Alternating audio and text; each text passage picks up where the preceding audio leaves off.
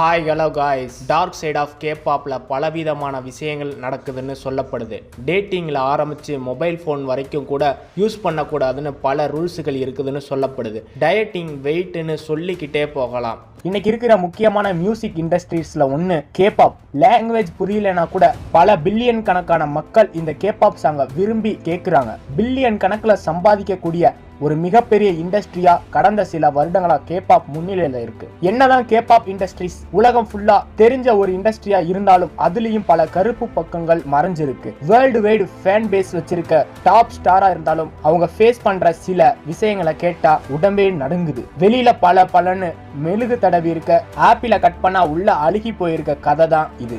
எல்லா பெரிய பெரிய இண்டஸ்ட்ரீஸ்லயும் நிறைய கருப்பு பக்கங்கள் இருக்கும். அதே மாதிரி இன்னைக்கு இந்த வீடியோட கேபாப்புடைய டார்க் சைடு தான் நம்ம பார்க்க போறோம். ஸோ டார்க் சைட் ஆஃப் கேபாப்ல என்ன நடக்குதுன்னு ஒன் பை ஒன்னா பார்க்கலாம். நம்ம ஏற்கனவே நம்ம சேனல்ல dark side of K-pop video part 1 part 2ன்னு மொத்தம் 4 பார்ட்டா வீடியோ போட்டிருப்போம். அதை மொத்தமா ஒரே வீடியோல இந்த வீடியோல சொல்லியிருக்கோம். ஸோ அந்த பார்ட் 1ல இருந்து பார்ட் 4 வரைக்கும் பார்த்தவங்க இந்த வீடியோ ஸ்கிப் பண்ணிடலாம். அந்த வீடியோவில் பார்க்காதவங்க இந்த வீடியோவில் சொல்லியிருக்கேன், ஸ்கிப் பண்ணாமல் பாருங்கள். அப்போனா தான் கண்டினியூவேஷன் உங்களுக்கு புரியும். ஸோ புது வியூவர்ஸ் நம்ம சேனலை இன்னும் சப்ஸ்கிரைப் பண்ணாமல் இருந்தீங்கன்னா மறக்காமல் சப்ஸ்கிரைப் பண்ணி பக்கத்தில் இருக்க பெல் ஐக்கானை ஆன் பண்ணிடுங்க.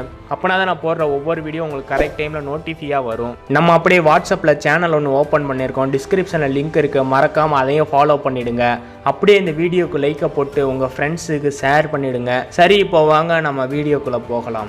BTS, EXO, BLACKPINK, Stray Kids, Twice, 17 கிட்டத்தட்ட 300க்கும் அதிகமான கேபாப் குரூப்பும் கரண்டா இப்ப ரன் ஆகிட்டு இருக்கு. இதுல பல சோலோ டீமும் இருக்கு. இந்த டீமுக்கு முன்னாடி பல டீம் உருவாகி இப்ப இல்லாமலே போயிருக்கு. குறிப்பிட்ட ஒரு டீம் மட்டும் எடுத்து அதோட டார்க் சைடை பத்தி தான் நான் அடுத்தடுத்த வீடியோல சொல்றேன். இப்போ மேஜரா இருக்கக்கூடிய பிரச்சனையெல்லாம் பார்ப்போம். ரொம்பவே அழகான ஆண்கள் பெண்கள் இருக்கிற இந்த பளபளப்பான கேபாப் இண்டஸ்ட்ரீஸோட இதயம் ரொம்ப கருப்பானது. எஸ், இந்த பிளாக் ஹார்ட் இருக்கிற மனுஷங்க கேபாப் உள்ள ட்ரெயினியா வர்றவங்களையும் ஆல்ரெடி ஸ்டாரா இருக்கிற பல பேரையும் தப்பா யூஸ் பண்றாங்க. அப்படி இந்த டார்க் சைட்ல இருக்கிறவங்க சொல்றத கேட்கலனா ட்ரைனிஸ் அண்ட் ஸ்டார்ஸாவே இருந்தாலும் அவங்கள ரிஜெக்ட் பண்ணி அவங்களுடைய லைஃபையே கேள்விக்குறியாக்கிறாங்க.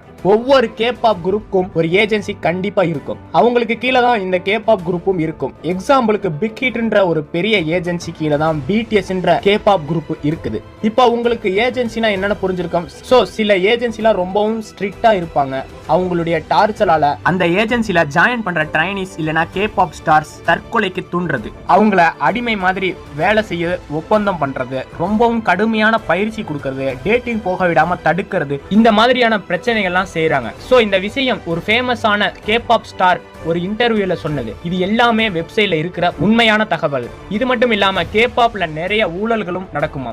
எக்ஸாம்பிளுக்கு கேபாப்புடைய டாப் ஸ்டாரான Lee Seung Gi Hook entertainment agency கீழே 20 வருஷமா ஒர்க் பண்ணிட்டே இருக்காரு. இவரு ஃபேமஸான singer, actor, host and entertainer. Because you are my woman, will you marry me போன்ற ஹிட் சாங்கையும், மை கேர்ள் ஃப்ரெண்ட் இஸ் உமேனோ, கூ ஃபேமிலி புக்ன்ற ஹிட் சீரீஸையும் நடிச்சிருக்காரு. ஆனா இந்த 20 இயர்ஸா அந்த கம்பெனி அவருடைய எல்லா சாங்ஸுக்கும் வர்ற digital streaming and songs downloading ப்ராஃபிட்டை அவருக்கு வரவிடாம தடுத்து அது மூலியமா லாபம் பார்த்திருக்காங்க. இந்த உண்மையை லீ சியோங் ஜி இப்பதான் தெரிய வந்திருக்கு. இதே மாதிரி ஒமேகா எக்ஸ்ன்ற கேபாப் குரூப்ல மொத்தம் 11 மேல் ஆர்டிஸ்ட் இருக்கிறாங்க. இந்த 11 பேருமே செகண்ட் கிரேட் ஆர்டிஸ்ட். இந்த குரூப் செகண்ட் கிரேட்ன்ற காரணத்தால அவங்க ஏஜென்சி ரொம்பவும் மட்டமான அசிங்கமான ட்ரெஸ்ஸை போட்டு பெர்ஃபார்மன்ஸ் பண்ண சொல்லி வற்புறுத்திருக்காங்க. இது மட்டும் இல்லாம COVID-19 பிரச்சனையில அப்பா உங்களுக்கு என்ன ஆனாலும் பரவாயில்லன்னு சொல்லி ஒர்க் பண்ண கட்டாயப்படுத்திருக்காங்க. இந்த 11 பேர்ல பல பேரை குடிக்க சொல்லி கட்டாயம் படுத்திருக்காங்க. சோ பசங்களுக்கு இந்த நிலைமை ஒரு கட்டத்துல பொறுத்துக்க முடியாத இந்த கேபாப் குரூப் கோர்ட்ல கேஸ போட்டு எப்படியாவது எங்களை காப்பாத்துங்க அப்படின்னு முறையிட்டு இருக்காங்க. இப்ப நான் சொன்னது சும்மா மேலோட்டமான விஷயம் மட்டும்தான். இந்த மாதிரி இன்னும் பல விஷயங்கள் இருக்கு.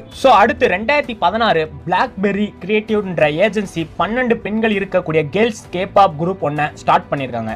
இந்த குரூப்போட நிக் நேம் லூனா. இந்த 12 பேர்ல சூன்ற ஒரு பொண்ணை மட்டும் திடீர்னு குரூப்ல இருந்து தூக்கிட்டாங்க. சூ அப்படின்றது அந்த ஆர்டிஸ்டுடைய ஸ்டேஜ் நேம். ரியல் நேம் கிம் ஜியோ ஹூன்.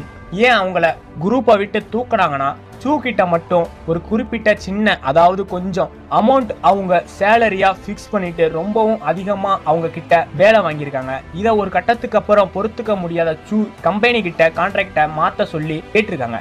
இதனால இந்த ஏஜென்சி எங்களே எதிர்த்து பேசுறியா அப்படின்னு கேட்டு நீ உன்னுடைய பவரை தப்பா யூஸ் பண்ணிட்டேன்னு சொல்லி அந்த குரூப்ல இருந்து சூவை தூக்கிட்டாங்க. அது மட்டும் இல்லாம கமர்ஷியலா சூக்கு வந்த எல்லா பிசினஸையும் ஸ்டாப் பண்ணிட்டாங்க. ஃபேன்ஸ் எல்லாம் ஏன் இப்படி செஞ்சீங்க அந்த ஏஜென்சியை கேட்டதுக்கு சூ குரூப்ல இருக்க மத்த மெம்பர்ஸ் உடைய நம்பிக்கையை கெடுத்திருக்காங்க, அவங்களால கம்பெனிக்கு ப்ராஃபிட்டே கிடையாதுன்னு பழிய போட்டு அவங்கள டிஸ்பேண்ட் பண்ணிட்டாங்க. தன்னுடைய உழைப்புக்கு ஏற்ற ஊதியத்தை கேட்டதால மட்டுமே சூக்கு இந்த நிலைமை ஏற்பட்டிருக்கு. நான் சொன்னதுல நம்பிக்கை இல்லாதவங்க கூகுள்ல சர்ச் பார்ல லூனா கேல் குரூப்னு டைப் பண்ணுங்க. விக்கிபீடியால தேடினீங்கன்னா தெரியும் மெம்பர்ஸ் 11 பேரும் பாஸ்ட் மெம்பர்ஸ்ல சூன்னு இருக்கும். இந்த மாதிரி எத்தனையோ டாப் ஆர்டிஸ்ட் இப்போ இல்லாம கூட போயிருக்காங்க. இதையெல்லாம் கொரியன் கவர்மெண்ட்டுக்கு தெரியாதா? ஏன் அவங்களுக்கு இதுக்கு நடவடிக்கை எடுக்கலாம்னு உங்கள பல பேருக்கு தோணலாம். ஆனா இந்த விஷயத்துல கொரியன் கவர்மெண்ட் கோட்டை விட்டுருக்காங்கன்னு தான் சொல்லணும். ஏன்னா கேபாப் இண்டஸ்ட்ரியில பல பெரிய பெரிய நாடுகள்லாம் இப்போ தன்வசப்படுத்தி வச்சிருக்கு. சோ ப்ராஃபிட் பல மடங்கு அதிகமாயிட்டே வருது. அதனால வெளிப்படையா கவர்மெண்ட் கிட்ட எந்த பிரச்சனையும் போய் சேர்றதே இல்லதான் சொல்லணும். இதே மாதிரி இந்தியாவிலே பல பிரச்சனைகள் ஆர்டிஸ்டுக்கு இருக்கு. இதெல்லாம் கவர்மெண்ட்டுக்கு தெரிஞ்சாலும் எப்படி கண்டும் காணாமலும் இருக்காங்களோ அதே தான் எல்லா இடத்துலயும். ஒரு பிரச்சனை எப்போ வரம்ப மீறி போகுதோ அப்போதான் அதுக்கான சொல்யூஷன் கிடைக்கும். இப்போ நம்ம அடுத்த டாபிக்கு போக போறோம். அதுதான் ஃபேம், புகழ், பிரபலம். பிரபலமா ஆகணும்னு இன்னைக்கு பல பேர் முயற்சி பண்றாங்க. ஆனா பிரபலமா இருக்கிறவங்க கிட்ட கேட்டாதான் அதோடைய கஷ்டம் என்னன்னு தெரியும். பிரைவேசின்னு ஒண்ணு உங்க வாழ்க்கையில இல்லாமலே போய்விடும். புகழ்ச்சியுடைய அழுத்தம், அதாவது பிரஷரை ஹேண்டில் பண்றது ரொம்பவே கஷ்டமான ஒண்ணு. இப்போ நீங்களே யோசிச்சு பாருங்க. நீங்க ஒரு ஐடல், ஒரு நாள்ல இருந்து 5 வருஷம் இந்த ஃபீல்ட்ல இருக்கீங்க. ஆனா நீங்க ஃபேமஸே ஆகல. திடீர்னு ஒரு 5 வருஷம் கழிச்சு உங்களுடைய ஏதோ ஒரு சாங் இன்டர்நெட்ல பயங்கரமா வைரல் ஆகிடுது. எல்லாரும் உங்களை தேடுறாங்க. ஒரு 20-30 கேமராவோட போற இடமெல்லாம் வர்றாங்க. ஃபர்ஸ்ட் ஒரு மாதிரி ஜாலியா இருக்கும். ஆனா போக போக உங்களுடைய பிரைவேசி சுத்தமா இல்லாம போயிடும். நிறைய கஷ்டப்படுத்துவாங்க. நீங்க எடுக்கிற எந்த ஒரு முடிவையும் பார்த்து எடுக்கணும். எக்ஸாம்பிளுக்கு ஒரு கேபாப் இன்சிடென்ட் ஒன்னு சொல்றேன் கேளுங்க. கேபாப்ல இன்னைக்கு இருக்கிற முக்கியமான டீம் எக்ஸோ. இந்த எக்ஸோல இருக்க பியோங் பேக்யான்ன்ற மெம்பர் ஒரு டைம் ஃபேன் சைன் அப்போ ஓப்பனா பேசியிருப்பார். அது என்னன்னா, ஒரு ஃபேன் இவர்கிட்ட வந்து நான் ரொம்ப டிப்ரெஷன்ல இருக்கேன், என்ன பண்ணணும்னு கேட்டிருக்காரு. டிப்ரெஷன்ற வார்த்தையை கேட்டாலே என்னுடைய ஃப்ரெண்டு தான் ஞாபகம் வராருன்னு அவன் பேரு ஜோங் ஜியோங்னு சொல்றாரு. எஸ், சைன்ன்ற கேபாப் குரூப்ல இருக்கக்கூடிய மெம்பர் இந்த ஐடல் இறந்த வீடியோவை நீங்க நிறைய சோசியல் மீடியா சைட்ல ஷார்ட்ஸா கூட பார்க்கலாம். நிறைய கேபாப் டீம்ஸ் வந்து அழுதுகிட்டு போவாங்க.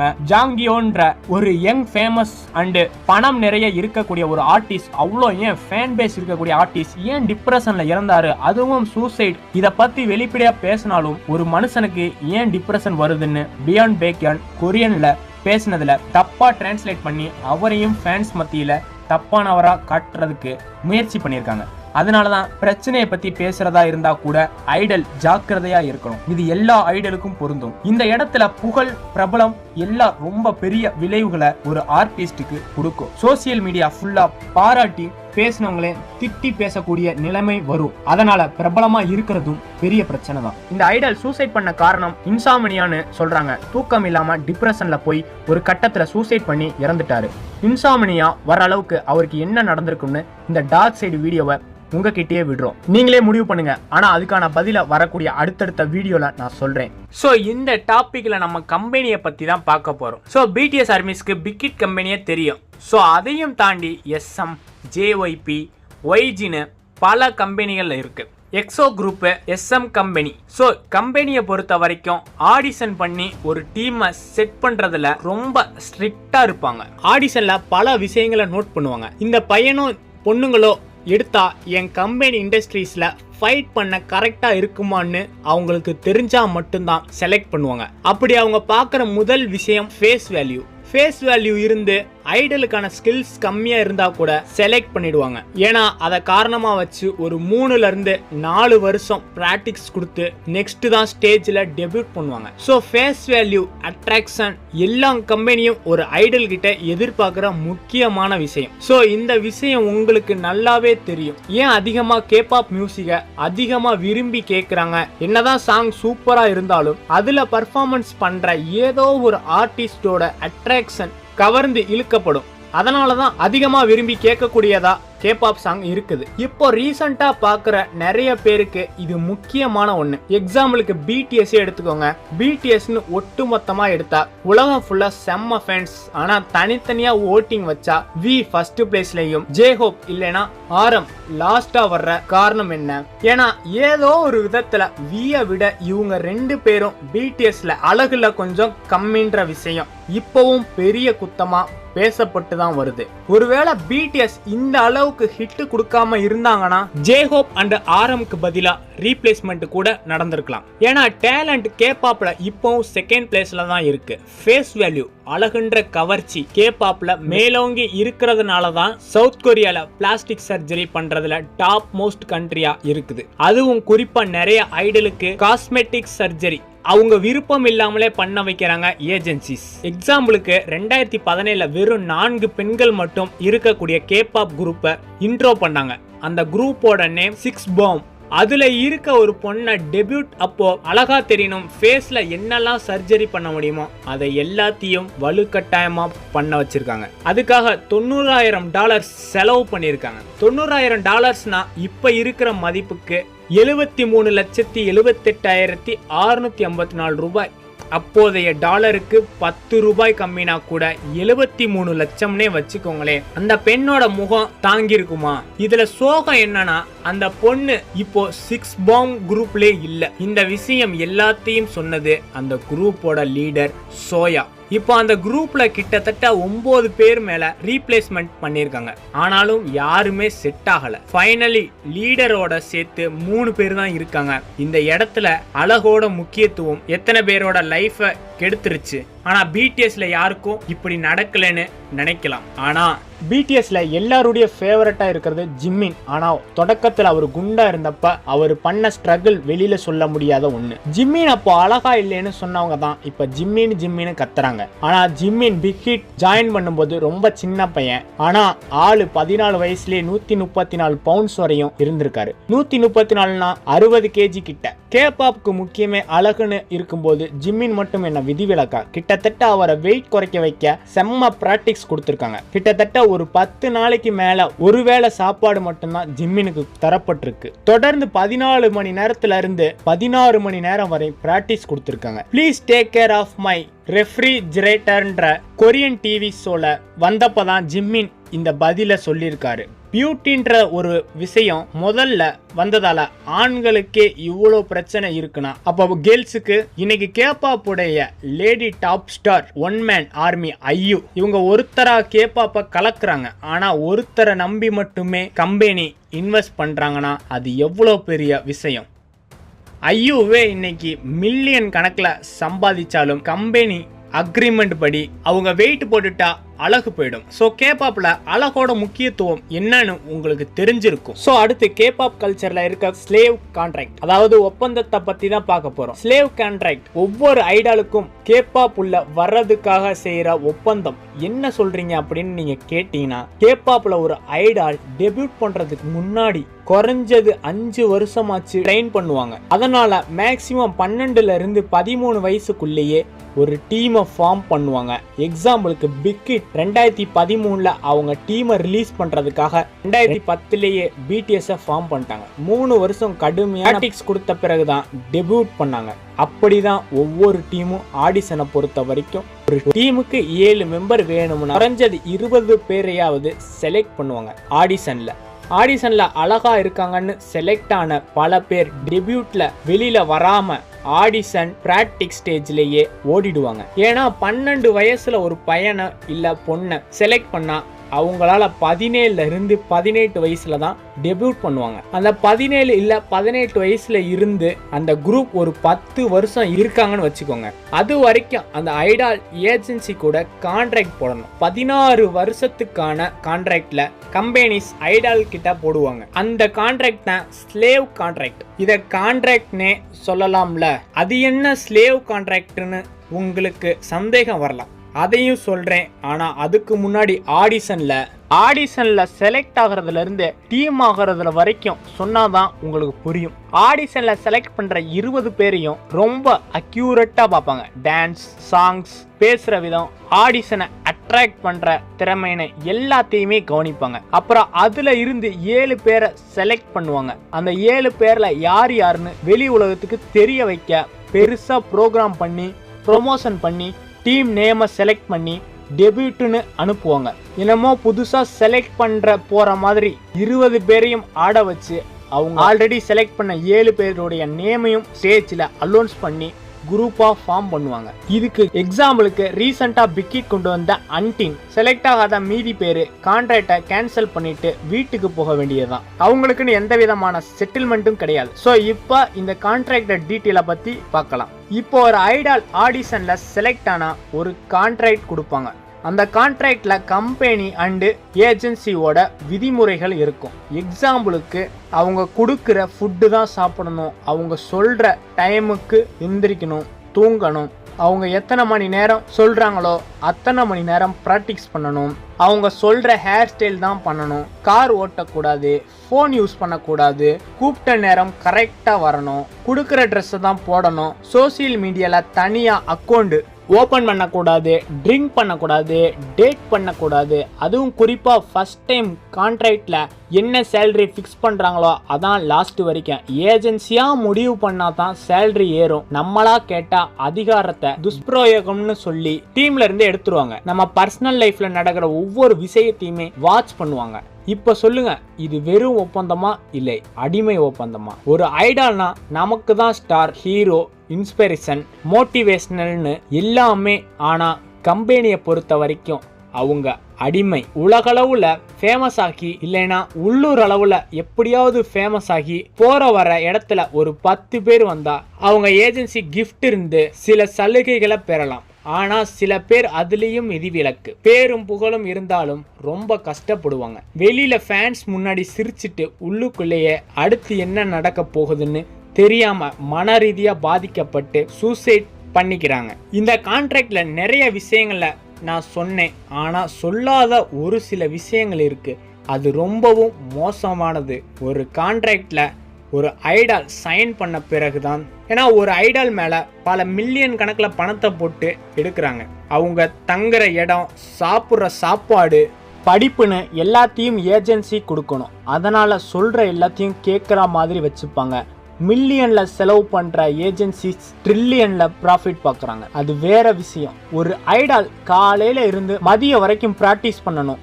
இவ்வளோ நேரம் ப்ராக்டிஸ் பண்ணி சரியாக வரலைன்னா ப்ராக்டிஸ் விடாமல் கண்டினியூவாக பண்ணிக்கிட்டே இருக்கணும். அதுலேயே மொழி தெரியாமல் வர்ற ஐடாலுக்கு ரொம்பவே கஷ்டமாக இருக்கும். டான்ஸ், சாங்ஸ் ப்ராக்டிஸ் இல்லாமல் லாங்குவேஜ் அண்டு கல்ச்சர் ப்ராக்டிஸ் வேற பண்ணணும். இந்தியன்ல இருந்து ஐடாலான ஆர்யா அண்டு ஸ்ரீயாவை பார்த்தாலே உங்களுக்கு தெரியும். ஜஸ்ட் 6 மந்த்ல அவங்க கல்ச்சருக்கு அடாப்ட் ஆகி லாங்குவேஜை ஃப்ளூயண்டா பேசணும். இல்லைன்னா எப்பவும் ஒரு ஐடாலா ஆகவே முடியாது. எந்த அளவுக்கு இது எல்லாம் சீக்கிரம் கத்துக்கிறோமோ அந்த அளவுக்கு சீக்கிரம் டெபியூட் பண்ணலாம். இல்லைன்னா பிராக்டிக்ஸ்லயே வாழ்க்கை முடிஞ்சு டெபியூட்டேஜ் ஆகிடும். இதுதான் slave contract. BTS, Blackpink, TXT, எக்ஸோன்னு தொடங்கி இப்ப இருக்க எல்லா குரூப் ஐடாலும் இந்த கான்ட்ராக்ட் படி தான் இருக்காங்க. இந்த கான்ட்ராக்டை மீறி செயல்பட்ட ஃபர்ஸ்ட் கேபாப் குரூப் BTS. கேபாப்ல இந்த மாதிரி டார்க் சைடு இருக்கிறதையும் கேபாப்புக்கு இப்படி வேற ஒரு முகம் இருக்கிறது தெரிய வச்சது முக்கியமான ஒரு இன்சிடென்ட். இந்த இன்சிடென்ட் தான் மக்கள் மனசுல கேபாப்பை பத்தின இன்னொரு பக்கத்தை தெரிய வச்சது. அது எப்போனா 2019. அதுக்கு முன்னாடியும் கேபாப்ல இந்த தொல்லைகள் இருந்துச்சு. ஆனா 2019 தான் டர்னிங் பாயிண்ட். இப்போ கேபாப்பை பொறுத்த வரைக்கும் கிங் ஆஃப் கேபாப்னா BTS. ஆனா BTSக்கு முன்னாடி கிங் ஆஃப் கேபாப்னா அது பிக் பேங். 5 ஃபேமஸான பாய்ஸ் இருக்கிற கேபாப் குரூப், அதுவும் YG என்டர்டெயின்மெண்ட்ன்ற செகண்ட் மோஸ்ட் லீடிங் கம்பெனி இந்த வேர்ல்டுல இருக்கக்கூடிய ஏஜென்சியை சேர்ந்த group. Blackpink, Babymonster, ட்ரெஸர்னு எல்லா குரூப்பையும் YG என்டர்டெயின்மெண்ட் கீழே தான் ஒர்க் பண்ற கேபாப் குரூப். இதுலயே தெரியும் எவ்வளவு பெரிய ஏஜென்சி அண்ட் கம்பெனின்னு. இந்த கம்பெனி 2019 பர்னிங் சன்ன்ற நைட் கிளப்ல அவங்க கிளைண்ட்டுக்கு கான்ட்ராக்ட் வாங்கினாங்கன்னு சொல்லி மாட்டிக்கிட்டாங்க. இந்த நியூஸ் சவுத் கொரியா ஃபுல்லா ஹெட்லைன் நியூஸா வந்து கேபாப் இண்டஸ்ட்ரீஸ் ஒரு நிமிஷம் ஆடி போச்சு. அன்னைக்கு தான் பிக் பேங்கோட பேரு கேபாப்ல குறைஞ்சி. பிக் பேங்குன்ற கிங் ஆஃப் கேபாப் மாதிரி ஜி டிராகன், டேயங், டேசாங்னு தனித்தனி மெம்பரா செயல்பட ஸ்டார்ட் பண்ணாங்க. 5 பேரா இருந்த டீம் வெறும் 3 பேரா மாறிட்டாங்க. மீதி 2 பேர் என்ன ஆனாங்களே தெரியல. இவங்க 3 பேரும் கூட ஒன்னா சேர்ந்து ஒரு ப்ரோக்ராம் கூட பண்ணல.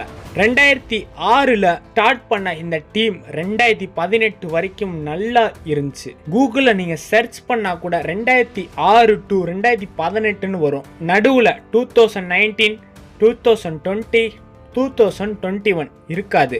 அதோட 2022 தான் வரும். கிங் ஆஃப் கேபாப்கே இந்த நிலைமைனா மீதி குரூப்போட நிலைமை கேள்விக்குறிதான். கிம் ஜாக்யான் ஒன் இவரை பத்தி ஆல்ரெடி நான் பிஃபோர் வீடியோலே நிறைய பேசியிருக்கேன். இன்சோமினியா தூக்கமின்மை பிரச்சனை காரணமா இந்த ஐடால் டிப்ரெஷன்ல போய் கடைசியா இறந்தே போயிட்டார். இவர் எப்படி இறந்து போனான்ற விஷயத்த உங்ககிட்டே விட்டுட்டேன். அதாவது பிக் பேங் பிரச்சனையில சிக்கின 2019 அப்ப கிம் ஜாக்கியான் இறந்தார். அவர் தற்கொலை செஞ்சுக்கிறதுக்கு முன்னாடி ஒவ்வொரு முறையும் ஃபேன்ஸ் மீட் பண்ணும்போது 100 மடங்கு சந்தோஷமா இருக்கிற மாதிரியான தோற்றத்தை வெளிப்படுத்தியிருக்காரு. இவர் கூட இருக்க மற்ற ஐடால்ஸ் ஃபேன்ஸ் யாருக்குமே எந்த விதமான சந்தேகமும் இல்லை.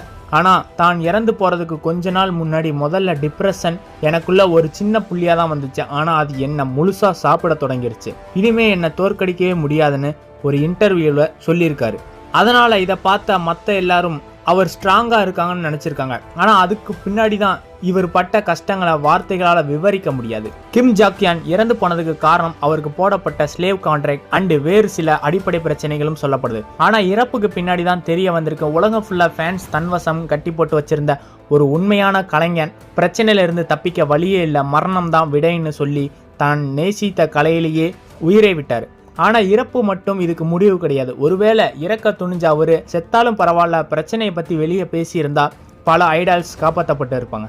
இன்னைக்கும் எல்லாரும் கேபாப்பாலையும் தனக்கு பிடிச்ச ஐடால்ஸாலையும் சவுத் கொரியா போகணும்னு ரொம்ப ஆசைகளோடையும் கனவுகளோடையும் இருப்பாங்க. பல சீரியஸை பார்த்து சவுத் கொரியாவோட அழகில் மயங்கி இருப்பாங்க. ஆனால் 2017 வேர்ல்டு ஹெல்த் ஆர்கனைசேஷன் கூட ரிசர்ச் அண்ட் சோர்ஸ் படி சவுத் கொரியா இறக்குறவங்கள 1,00,000 பேர்ல 21 பேர் தற்கொலை செஞ்சு இறந்து போறாங்க. அமெரிக்கால 13 இருக்க இந்த எண்ணிக்கை 8 அதிகமா சவுத் கொரியா இருக்கு.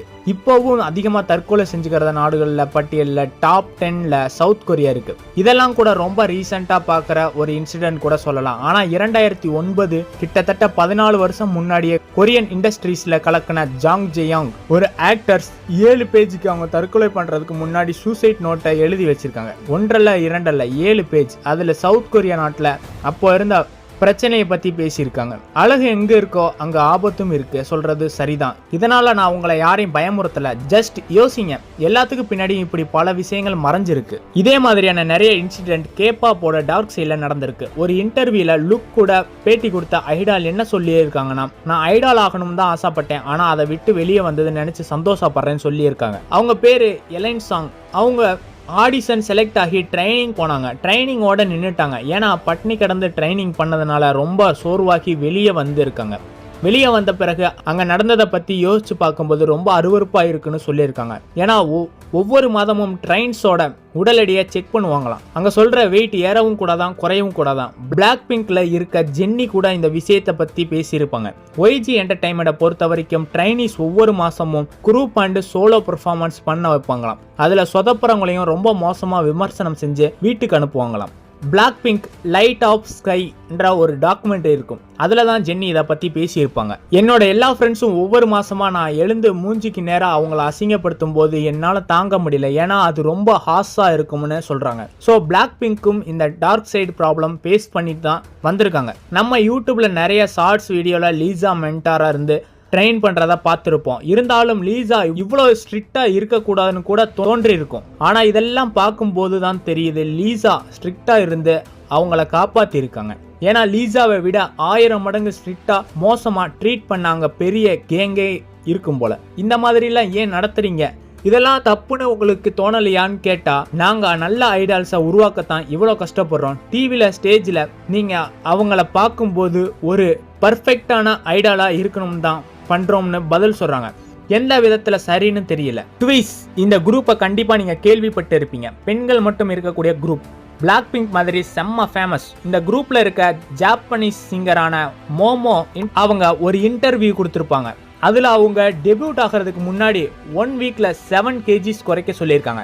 ஒரு வீக்ல 7 kgs குறைக்கணும்னா அந்த ஐடால் எவ்வளோ கடுமையாக உழைச்சிருக்காங்க. அது மட்டும் இல்லாமல் அவங்க கூட இருந்த இன்னொரு ஐடாலும் 24/7 ப்ராக்டிக்ஸ் பண்ணுவாங்களாம். இவங்க 2 பேரும் அப்போ சாப்பிட ஒரே ஒரு ஐஸ் கியூப் மட்டும். இது எந்த வகையான உணவுன்னு தெரியல. ட்ரைனிங்கை முடிச்சுட்டு தூங்கலாம் என்ற எண்ணமே அவங்களுக்கு வராதான். அதுக்கு அவங்க சொன்ன ரீசன், எங்க தூங்கினா காலையில எழுந்திருக்க மாட்டோம்னு தெரியல, ஏன்னா அந்த அளவுக்கு பிராக்டிக்ஸ்ல இருப்போம்னு சொல்றாங்க. ஒரு ஐஸ் கியூப் அவங்கள காப்பாத்தி ஒரு சக்சஸ்ஃபுல்லான ஐடாலா மாத்திருக்குன்னா அவங்க உழைப்புக்கு அங்கீகாரம் கொடுக்கணும். அதே நேரத்துல அவங்களால அந்த இடத்துக்கு கொண்டு வந்து விட்டவங்களை என்ன சொல்றதுனே தெரியல. இதெல்லாம் ஒரு பக்கம் பிரச்சனைனா ஆண் பெண் பேசவே கூடாது. கேபாப்ல 300க்கும் மேல குரூப்ஸ் இருக்கு. ஒன்று மேல், இன்னொன்று ஃபீமேல் குரூப். இப்போ வரைக்கும் மேல் ஃபீமேல் இருக்க ஒரு குரூப்பை கூட கிடையாது. ஏன் இந்த கேள்வி இதுக்கு முன்னாடி எனக்கு தோணலன்னு இருக்கு. ஆனால் அதுக்கான ரீசன் இப்போதான் புரியுது. எக்ஸாம்பிளுக்கு கேபாப் சிங்கர் ஐனா பேண்டகான்ற ஒரு மேல் சிங்கரை லவ் பண்ணியிருக்காங்க. இதை தைரியமாக எல்லாத்துக்கும் அனௌன்ஸும் பண்ணியிருக்காங்க. ஆனால் இதனால் இப்போ பிரச்சனை இல்லைன்னா கூட பின்னாடி ப்ராப்ளம் வரும்னு சொல்லி 2 பேரோட எதிர்காலத்தை கொஞ்சம் கூட யோசிக்காம டீமை விட்டு ஐனாவை தூக்கிட்டாங்க. பேண்டகானுக்கு இதே நிலைமை தான். லவ் ரீசனா வச்சு 2 பேரையும் தூக்கினதா சொல்லப்படுது. அவரோட சொந்த பி நேஷனல் லேபிள் கீழே அவரோட சொந்த பி நேஷனல் லேபிள் கீழே 2 பேரையும் வேலைக்கு எடுத்து இப்போ சிங்கர்ஸா வச்சிருக்காரு. இந்த விஷயத்தை பத்தி பிளாக் பிங்க் ரோஸே கூட ஓப்பனா பேசியிருக்காங்க. எங்க சுத்தினாலும் YG என்டர்டைன்மெண்ட் கரெக்டா வந்துடுது. 2017 ரோஸ் ரேடியோ ஸ்டார்ன்ற ஒரு டாக் ஷோவில் கலந்துக்கிட்டாங்க. அப்போதான் இதை பற்றி அவங்க ஓப்பனாக பேசுகிறாங்க. ட்ரைனிங் இருந்தப்போ மேல் ஆர் ஃபீமேல் ஒருத்தருக்கு ஒருத்தர் ப்ரீத்திங் கூட பண்ணக்கூடாதான். லைட்டாக ஹாய் பாய் கூட சொல்லக்கூடாதான். நேருக்கு நேர் பார்க்கக்கூடாதான். 2 பேர் ஒரே ரூமில் இருந்தால் கூட ஒருத்தர் இன்னொருத்தரை கண்டுக்க கூடாதுன்னு சொல்கிறாங்க. ஹாய் பாய் சொன்னால் கூட லவ் வர வாய்ப்பு இருக்குன்னு கேபாப் கம்பெனி நம்புகிறாங்க. இது ஓகே, ஆனால் JYP கம்பெனி ஓப்பனாகவே சொல்லிட்டாங்க, டீமில் இருக்க வரைக்கும் யார் மேலேயும் டேட்டிங் ரூமர் வரக்கூடாதுன்னு. JYP கம்பெனி கீழே தான் ட்விஸ் GOT7 இருக்காங்க. ஜாக்சன் கூட ஓப்பனாக பட்டுன்னு கம்பெனியை கலாய்ச்சாரு. JYP கம்பெனியை பொறுத்த வரைக்கும் ஒரு டீம் ட்ரைனிங்கில் இருந்து டெபியூட் ஆன 3 வருஷம் அப்புறம் கம்பெனிக்கு சக்ஸஸ் கொடுத்தா ஜெனரல் மற்ற டீம் ஐடால் கிட்டையும் கூட பேச முடியும். நம்ம நிறைய அவார்ட் ஷோ கிளிப்ஸ் பார்த்துருப்போம். அதில் ஒரு குரூப் இன்னொரு குரூப்புக்கு க்ரீட்டிங் பண்ணுவாங்க. ஆனால் வாயை திறந்து ஒரு வார்த்தை கூட பேச மாட்டாங்க. குறிப்பாக மேல் ஐடால்ஸ் கிட்ட அதுக்கு பின்னாடி இவ்வளோ பெரிய ரூல்ஸ் இருக்குன்னு யாருமே எதிர்பார்க்கல. இவ்வளோ ஏன் சில கம்பெனி அவங்க டீம் சாங் காம்படிஷன் போட்டு வின் பண்ணாதான் பர்சனல் ஃபோனையே தருவாங்களாம்.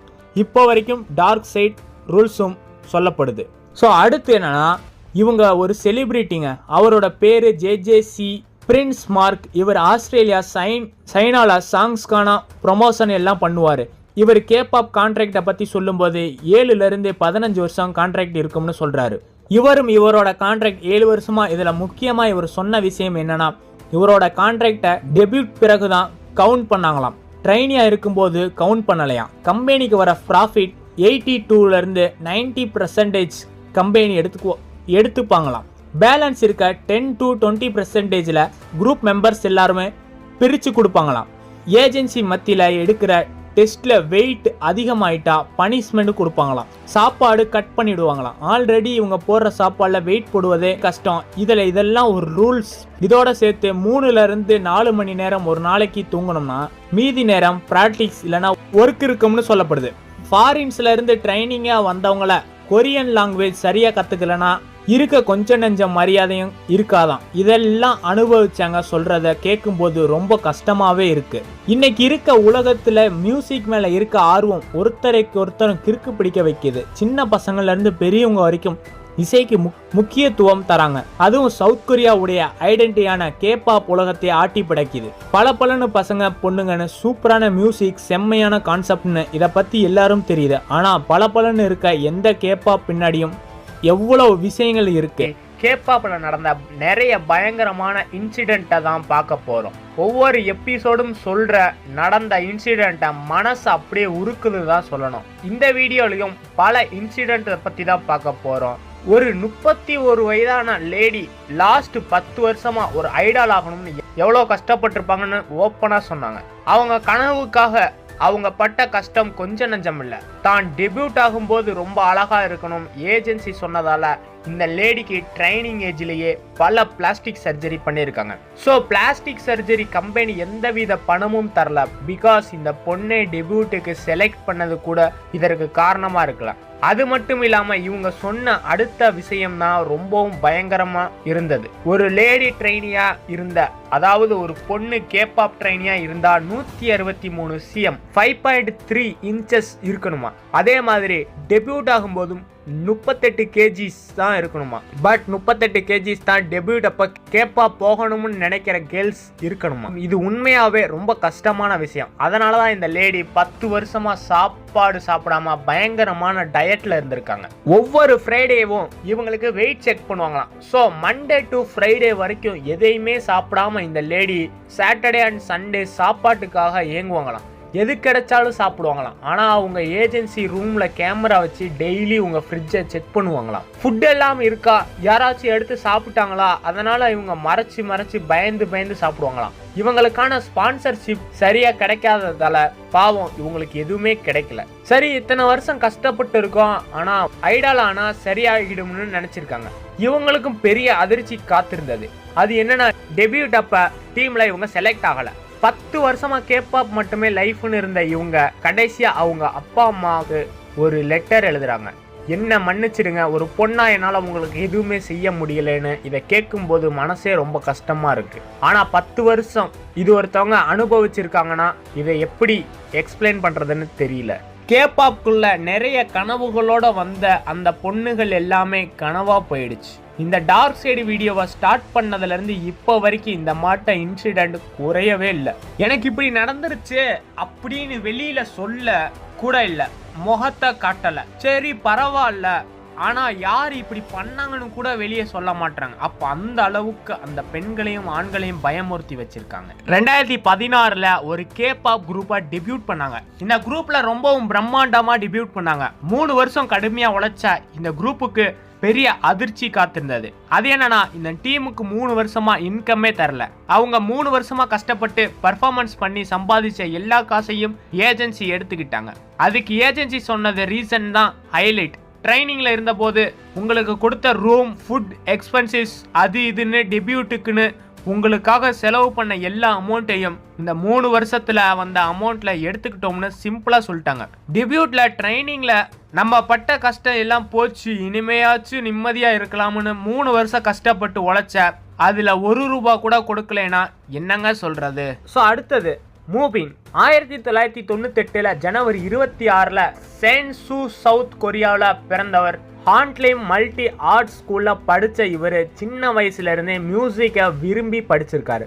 இதில் ஸ்பெஷலான விஷயம் என்னன்னா, பில்லியன்ஸ் கேர்ள்ஸ் குரூப்பில் இருக்க மூன்சுவா கேர்ள் மூமினோட கூட பிறந்த தங்கச்சி. குடும்பமே மியூசிக்கை ரொம்ப விரும்பி கற்றுக்கிட்டு அந்த துறையில் சாதிக்க ஆசைப்பட்டவங்க. 2004 மூபின் அவரோட அம்மா சப்போர்ட்ல உலக்ஸ் என்ற சைல்டு மாடல் ஆஃப் ஃபீல்டு உள்ள என்ட்ரி ஆனார். 2006 ரிலீஸ் ஆன டிவி எக்ஸ்கியூஸோட பலூன்ஸ் என்ற மியூசிக் வீடியோல ஒரு சின்ன போர்ஷன்ல என்ட்ரி கொடுத்தாரு. இது மட்டும் இல்லாம 2009 ரிலீஸ் ஆன மிகப்பெரிய சீரியஸ் பாய்ஸ் ஓவர் ஃப்ளவர்ஸ்ல ஒரு சின்ன ஆக்டிங்கையும் மூபின் பண்ணியிருக்காரு. இதெல்லாம் தாண்டி கொஞ்சம் கொஞ்சமா தன்னுடைய ஜேர்னியை கேபாப்ல ஸ்டார்ட் பண்ணாங்க. பெண்டாகியோ என்ற ஏஜென்சி 5th கிரேட் ட்ரைனியா மிடில் ஸ்கூல்ல இருந்தே ட்ரைனிங் எடுத்துட்டு இருக்காரு. அதனால இவருக்கு புதுசா ரெடி பண்ண ஆஸ்ட்ரோ டீம்ல மெம்பரா டெபியூட் ஆக சான்ஸ் கிடைக்குது. 2016 பிப்ரவரி 23 6வது மெம்பரா ஆஸ்ட்ரோவுக்கு வேர்ல்ட்ல என்ட்ரி கொடுக்குறாரு.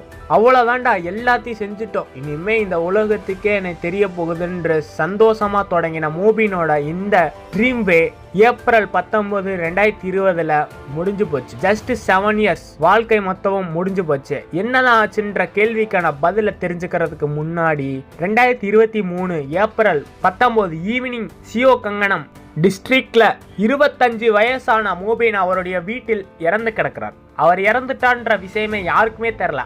அன்னைக்கு மூபினுக்கு டான்ஸ் ரிஹர்சல் இருந்திருக்கு, ஆனா மூபின் ரிஹர்சலுக்கு வரல. மதியம் போல ஆரம்பிச்ச ரிஹர்சல் மூவின் மட்டும் வரல. ஓகே, ஏதோ லேட் ஆகும், யாரும் ஃபர்ஸ்ட் கண்டுக்கல. டைம் போக போக என்ன ஆச்சு, ஏன் இன்னும் மூபின் வரல, கான்டாக்ட் பண்ணி கேட்டிங்களா, கொஸ்டின் ஏஜென்சிக்கு வருது. ஸோ மூபினோட மேனேஜர் மூபினுக்கு கால் பண்ணாரு. ரிங்கு மட்டும் போது அட்டன் பண்ண மூபின் இல்ல. மேனேஜர் ஏஜென்சி கிட்ட கம்ப்ளைண்ட் பண்ண, ஏஜென்சி மோபினை கான்டாக்ட் பண்ண பல வழி முயற்சிகள் பண்றாங்க. ஆனா எல்லா அட்டம்ப்டும் ஃபெயிலியர். இந்த டைம்ல மூபின் இறந்து போயிட்டாரு. மேபி ஏதாச்சும் ப்ராப்ளமா தான் இருக்குன்னு யோசிச்சாங்க. அதுக்குள்ள டைம் ஈவினிங் 6 ஆக போகுது. ஓகே, ஒன்ஸ் மூபின் வீட்டில் போய் செக் பண்ணலாம். அவர் மேபி வீட்டில் இருந்தாலும் இருக்கலாம். வீட்டுக்கு வராங்க. அவங்க நினைச்சது சரிதான், மூபின் வீட்டில் தான் இருந்தாரு, ஆனா இறந்து போயிருந்தாரு. மூபின் அந்த குளத்துல அவங்க பார்த்த எல்லாரும் செம்ம சாக்கா. இவரை யாரு இப்படி செஞ்சாங்கன்னு தெரிஞ்சுக்க போலீஸ்க்கு கம்ப்ளைண்ட் பண்றாங்க. போலீஸ் ஸ்பாட்டுக்கு வந்து மூபினோட பாடியை ஹாஸ்பிட்டலுக்கு அனுப்பி வச்சுட்டு அட்டாப்சி ரிப்போர்ட்டுக்காக வெயிட் பண்றாங்க. டாக்டர் கொடுத்த அட்டாப்சி ரிப்போர்ட்ல இருந்த பதில் ஏஜென்சி வயிற்றுல புளிய கரைச்சிச்சு. மூபினோட இறப்பு கொலை கிடையாது, தற்கொலை. மூபின் அவரை அழிச்சுக்கிட்டாரு. ஏஜென்சி பென்டாகியோட அறிவிப்பு படி ஏப்ரல் 22 மூபின் அடக்கம் பண்ணிட்டாங்க. மூபின் இறந்தாரு. அவசரமா ஏன் அடக்கம் பண்ணாங்க? 25 வயசு பையனை சூசைட் அட்டம் பண்ண ரீசன் கேபாப் ஃபேன்ஸ் மட்டும் இல்லாம எல்லோருக்கும் வந்த கொஸ்டின்ஸ். இறந்து போறதுக்கு முன்னாடி ஏப்ரல் 20 அன்னைக்கு மூபினுக்கு ஒரு கால் வருது. நீங்களும் சன்கோவும் சேர்ந்து பூசன்ல நடக்கிற ட்ரீம் கான்ட்ராக்ட்ல பர்ஃபார்மன்ஸ் பண்ண போறீங்கன்னு சொல்றாங்க. மேபி அவர் கடைசி வரை ட்ரீம் கான்செப்ட்லயாச்சும் கலந்துகிட்டு இருக்கலாம். பென்டாகியோட லேபிள் இன்ஃபார்ம் படி மூபின் நம்ம உலகத்தை விட்டு போய் வானத்துல நட்சத்திரமாக மாறிட்டாங்கன்ற சொல்றாங்க. கிளிப்ஸுக்காகவும் கிளாமருக்காகவும் கேபாப் இண்டஸ்ட்ரீஸை மாற்றி போட்டு இருக்காங்க. ஐடால்ஸ்க்கு லேக் ஆஃப் பிரைவசி, தனி உரிமை இல்லை. எவ்வளவு விலை கொடுத்தாச்சு ஒரு ஐடாலை பப்ளிக் முன்னாடி நல்லா இருக்கிற மாதிரி காமிக்கிறாங்கன்னு சொல்லப்படுது. Slave contract, practice schedule, no dating, K-pop industries நிறைய ப்ராப்ளம் ஒரு ஐடாலுக்கு கொடுக்குறாங்க. இதுல மூபின் எதுல பாதிக்கப்பட்டிருப்பார்னு அவரால் தான் அதை சொல்ல முடியும்னு ஓப்பன் ஸ்டேட்மெண்ட் வைக்கிறாங்க. அப்போ கேபாப்ல இவ்வளவு பிரச்சனைகள் இருக்கிறது அந்த நாட்டில் இருக்கிற எல்லாருக்கும் ரொம்ப நல்லா தெரிஞ்சிருக்கும். ஏதோ ஒரு பிரச்சனையில மூபின் ரொம்ப பெருசா சிக்கிட்டாரு. அதுல இருந்து பிரச்சனைய வெளியே தெரிஞ்சா ஒண்ணு இவரை பத்தி தப்பா பேசுவாங்க, இல்லைன்னா வெறுத்து ஒதுக்கிடுவாங்கன்னு இந்த முடிவை அவர் எடுத்திருக்கணும். ஓகே காய்ஸ், இந்த வீடியோ நான் இதோட முடிச்சுக்கலாம்னு நினைக்கிறேன். இந்த வீடியோவை பத்தி நீங்க என்ன நினைக்கிறீங்க அப்படின்றத மறக்காம கமெண்ட் பாக்ஸ்ல கமெண்ட் பண்ணிடுங்க. அப்படியே புது வியூவர்ஸ் நம்ம சேனலை இன்னும் சப்ஸ்கிரைப் பண்ணாம இருந்தீங்கன்னா மறக்காம சப்ஸ்கிரைப் பண்ணி பக்கத்துல இருக்க பெல் ஐகானை ஆன் பண்ணிடுங்க. அப்படின்னா தான் நாங்கள் போடுற ஒவ்வொரு வீடியோவும் உங்களுக்கு கரெக்ட் டைம்ல நோட்டிஃபிகா வந்து வரும். அப்படியே இந்த வீடியோக்கு ஒரு லைக்கை போட்டு உங்க ஃப்ரெண்ட்ஸுக்கு ஷேர் பண்ணிடுங்க. சரி, நாளைக்கு இதே போல ஒரு சூப்பரான வீடியோவில் நம்ம சந்திக்கலாம். Thank you so much.